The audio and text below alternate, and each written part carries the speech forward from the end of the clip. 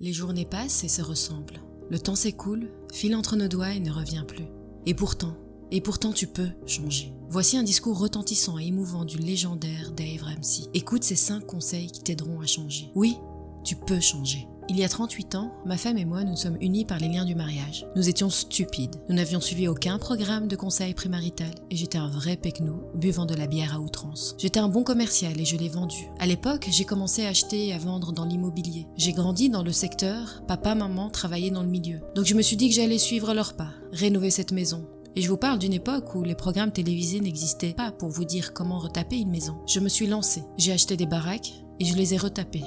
Je me suis enrichie en démarrant de zéro. À l'âge de 26 ans, j'avais un patrimoine immobilier d'une valeur de 4 millions de dollars. Un peu plus d'1 million de dollars de valeur nette. J'engrangeais des revenus imposables de 250 000 dollars l'année, l'équivalent de 20 000 dollars par mois. Alors je ne connais pas le quartier où tu as grandi, mais dans le quartier où j'ai grandi, on appelle ça être riche. C'était super sympa. Tu vois cette voiture que tu veux acheter, si ton portefeuille te le permettait? Je voulais cette voiture. La mienne était une Jaguar. Je voulais avoir une Jaguar parce que personne dans mon quartier ne pouvait même épeler ce mot. C'était exotique. Tu sais, alors je me la suis achetée cette Jaguar. Et en l'espace de 90 jours, je suis moi-même devenue un vrai Jaguar. Je m'amusais, tu sais. Avec Sharon, nous n'avions jamais vraiment beaucoup voyagé. Enfin un peu, nous étions partis en Floride pour notre lune de miel. Et c'est tout. Nous commencions à gagner certaines sommes et à se demander « mais que font les gens riches ?» Et nous avons découvert que les gens riches allaient à Hawaï. Et nous sommes partis à Hawaï. Des ploucs à Hawaï, l'extase devant l'eau si bleue. C'était incroyable. On adorait notre vie, mec, c'était énorme.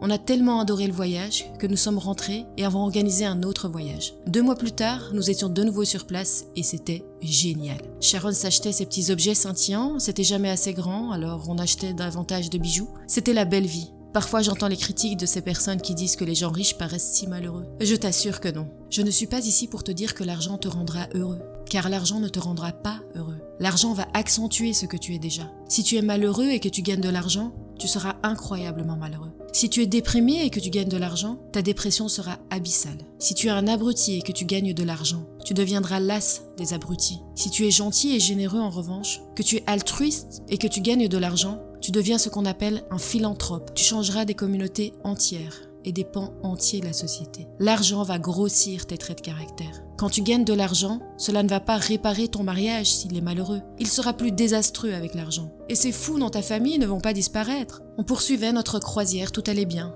La seule chose, c'est que j'ai commencé à faire des choses stupides. Rien d'illégal, je n'ai escroqué personne, je n'ai pas menti, je n'ai pas commis de fraude, rien de tel. J'ai juste été idiot. Combien d'entre vous ont déjà fait des choses stupides avec l'argent? Ceux qui n'ont pas levé la main ont un sérieux souci avec le mensonge. J'empruntais trop d'argent et nous fonctionnions beaucoup trop avec des délais de paiement de 90 jours car nous rénovions ces maisons. Notre plus grande banque a été vendue dans un autre état et c'est là qu'un employé nous a dit de haut « Un gamin de 26 ans nous doit 1,2 million de dollars en paiement délai de 90 jours. » Posons des limites à cette relation. Dans le jargon des banquiers, ça signifie lui pourrir la vie. Nous avons toujours payé à temps. Ils ont exigé le remboursement de tous les paiements à délai, car conformément aux documents que j'avais signés, ils en avaient le droit. S'ils faisaient des économies, et c'était le cas, ils faisaient des économies. J'ai été idiot de signer des documents autorisant ça. J'avais jamais envisagé qu'une personne puisse agir de la sorte. Notre deuxième grand prêteur a eu vent de nos ennuis et a exigé le paiement de 800 000 dollars. Nous nous retrouvions avec une somme de 2 millions à rembourser quasi sur le champ. Et tout était investi dans l'immobilier. Les 2 ans et demi suivantes ont été consacrés à la perte de tous nos biens. Une année, j'engrangeais 250 000 dollars l'année. L'autre année, mes revenus imposables étaient de 6 000 dollars. Je passais toute l'année à vendre des choses pour payer mes factures. Car on m'a appris à payer mes factures lorsque je m'y étais engagée. 2 ans et demi plus tard, nous étions au plus bas. Mon mariage ne tenait qu'à un fil,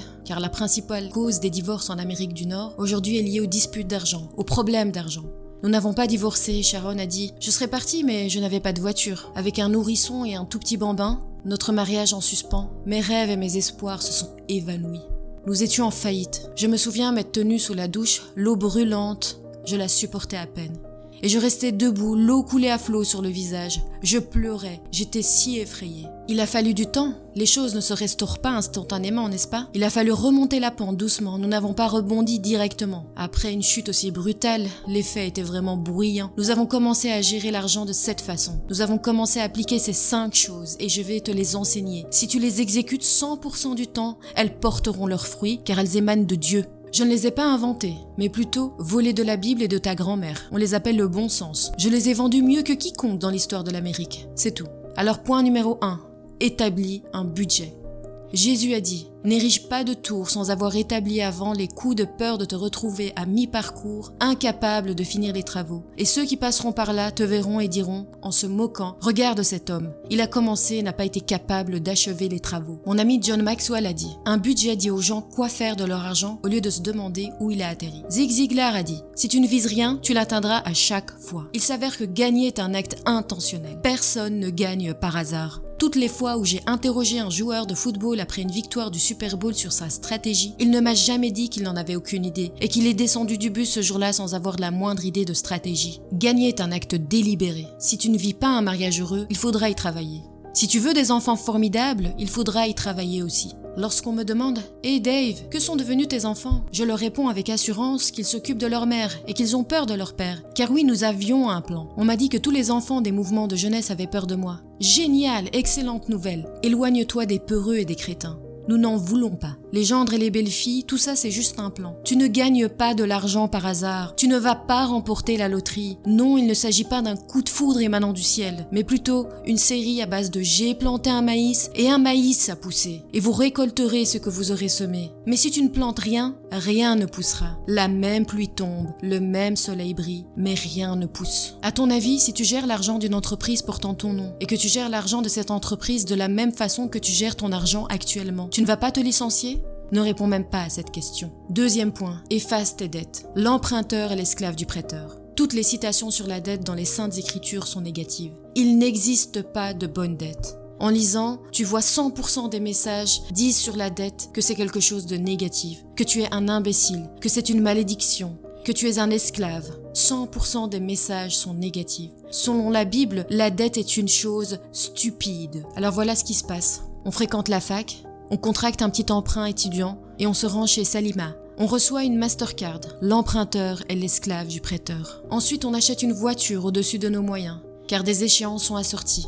Puis on achète une maison au-dessus de nos moyens. On visualise notre mariage tout frais 7 ans après. On tente d'avoir le même niveau de vie que nos parents, sauf qu'à eux, il leur a fallu 35 ans pour atteindre ce niveau. On accumule une dette qui devient intenable. On suffoque, on stresse, tout l'argent qui rentre ressort. Notre seule préoccupation, comment tenir jusqu'à vendredi. On engrange 85 000 $ l'année, mais pas un centime à consacrer pour la nourriture. Une situation devenue normale aux États-Unis aujourd'hui. Les gens viennent à nos bureaux tout le temps, l'air abattu, et nous demandent de cette façon de les aider à sortir du bourbier. Je leur dis que je vais les aider à sortir de ce bourbier, mais que ça va être douloureux. En effet, il faudra amputer la SUV. Il faudra arrêter de faire les choses en te souciant de ce que pensent les autres. Tu devras arrêter de dépenser de l'argent que tu n'as pas, d'acheter des choses hors de prix avec de l'argent que tu n'as pas, impressionner des personnes que tu n'apprécies pas vraiment. Tu vas devoir reconfigurer ton système de valeurs et ton fil Instagram. Arrêter de regarder leurs moments forts à tous ces gens et estimer que ça devrait être ta vie à toi. La comparaison te tuera. Ainsi, nous avons pris la décision de ne plus jamais emprunter de l'argent. Tu es bizarre, Dave, on m'a dit.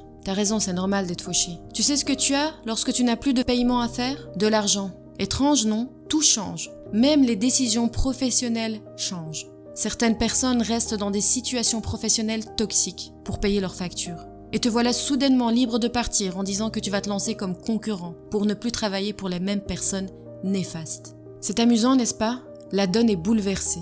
Changement total de perspective. En moyenne, le paiement d'une voiture est de 529 $ sur 84 mois aujourd'hui aux États-Unis, selon l'Association nationale des concessionnaires automobiles. Si tu places 529 $ dans une Chevy Truck, sa valeur va chuter, comme si tu tombais d'un rocher. Et c'est de là d'ailleurs que la marque tire son nom.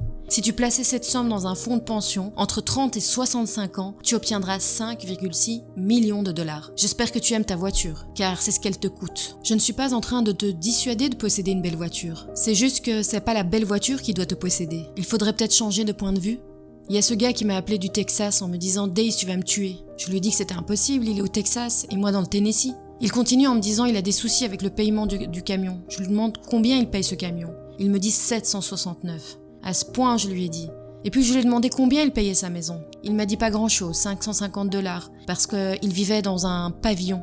Et puis je lui ai dit que si son paiement de camion était plus élevé que le paiement de sa maison, peut-être bien que c'est un plouc. Incroyable. Alors on s'est débarrassé de toutes ces cartes plastiques. On a allumé des bougies, on a rassemblé les enfants et on a procédé à une chirurgie plastique. Tu es bizarre, Dave, tu n'as pas de carte de crédit? Non. Voici mon portefeuille. Il y a les visages verts des présidents. 4 cartes en plastique. Ma carte de débit de la société, et au passage, il faut qu'elle contienne de l'argent pour l'utiliser. Ma carte de débit personnel, mon permis de conduire et mon permis de port d'armes.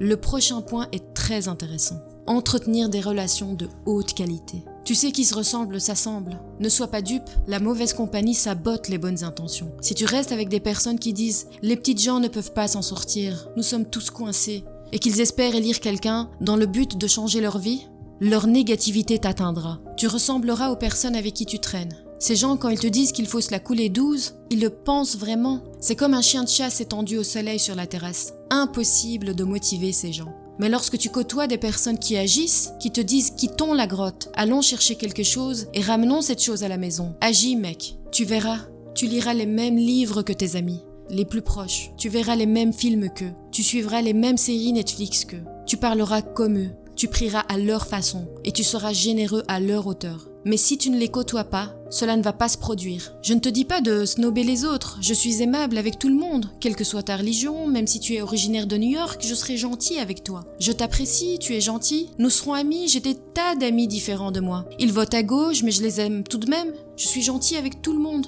Mais ici, je te parle de l'équipe la plus proche, les 6 personnes qui vont porter mon cercueil. Ce sont eux qui vont me réformer. Sois prudent dans le choix de tes amis. Les aigles ne se rassemblent pas. Il faut les rassembler délibérément. Les dindes, elles, se rassemblent. Prends garde à ton entourage. Tes revenus sur 10 ans seront ceux des 10% de la moyenne des revenus des 10 amis les plus proches. Choisis bien tes amis. Certains sont en train de se dire en ce moment qu'ils ont besoin de nouveaux amis. Peut-être que c'est le cas. Mais ne sois pas mesquin envers les anciens. Tu sais, c'est comme vouloir arrêter de boire. Il faudra probablement ne plus traîner avec des ivrognes. De la même façon, si tu veux rester en bonne forme, il faudra t'entourer de personnes qui s'alimentent dans ce sens.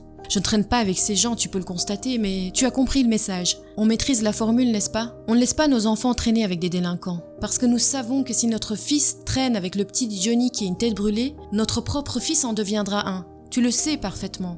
3e point, économise de l'argent. La Bible dit « Dans la demeure de l'homme sage, on trouve des réserves abondantes et de l'huile. » Et la suite dit « L'insensé dilapide ce qu'il a. » Tu joues à l'idiot en dépensant tout l'argent que tu gagnes. Lorsque tu épargnes, comme dit le proverbe de ta grand-mère, tu gardes une poire pour la soif. Et soif tu auras. La vie se corse, et lorsque tu as des économies, ça aide. Par exemple, si tu as 30 000 $ sur ton compte en banque et pas de dette, que tu es licencié, tu seras en mesure d'encaisser plus facilement. Dans le cas contraire, tu n'auras que tes yeux pour pleurer. Les sages épargnent. Autre point intéressant. Si tu suis tous ces points, ils porteront leurs fruits. Établis un plan. Personne ne prévoit délibérément de perdre. Personne ne se dit « on va mettre en place un plan pour tout perdre et finir fauché ». Personne ne se dit une chose pareille, n'est-ce pas? Donc tu vas effacer tes dettes, parce que tu constateras que sans dette, tu peux mettre de côté facilement. Ainsi tu vivras maintenant et plus tard comme personne. Avec un plan, tu sortiras des dettes. Et sans dette, tu côtoies des personnes qui pensent différemment, pas vrai? Tu vas entretenir des relations de bonne qualité. Tu épargneras et tous ces points, mis bout à bout, donneront lieu à un produit naturel dérivé. Le dernier point, ça se fera automatiquement. Dieu dit « Sois généreux à outrance ». Il aime ceux qui donnent avec joie. Mais tu ne peux pas donner si tu es pauvre. Je n'ai jamais vu de pauvres nourrir des enfants affamés. Je ne suis pas en train de blâmer les pauvres, pas du tout. Si tu n'as pas d'argent, je ne serai pas contrariée. J'ai été pauvre moi-même. J'ai été sans le sou. Je sais à quoi cela ressemble. Je sais ce que ça fait. Je ne suis pas fâchée parce que tu es pauvre. Mais change. L'heure du changement a sonné. Cesse d'écouter ces mêmes personnes qui t'ont placé là. Regarde les choses différemment. Lis ce que la Bible dit sur la gestion de l'argent. Lis, ça te placera dans une position où tu seras généreux à outrance. Être généreux n'est pas un acte. Il s'agit d'un trait de caractère positif. C'est ce que tu deviens. Les personnes généreuses sourient plus. Lors des conversations, ce sont elles qui écoutent. Tu t'es déjà retrouvé juste en compagnie de preneurs? Les personnes généreuses, elles donnent. Ces personnes vous ouvrent la porte. Elles ne peuvent s'empêcher de penser aux besoins des autres, car elles n'ont plus les yeux rivés sur elles-mêmes. Leur personne est sous contrôle. Prends soin de ton foyer avant tout, et puis fais en sorte d'être généreux à outrance. Je te quitte en te demandant une dernière chose, car on m'a demandé de terminer en 40 minutes. Oui, c'est la durée des passages des esprits saints. Thanksgiving approche, et voilà ce que je veux que tu fasses. Lorsque tu seras chez ta grand-mère pour le festin, quitte la fête 30 minutes plus tôt.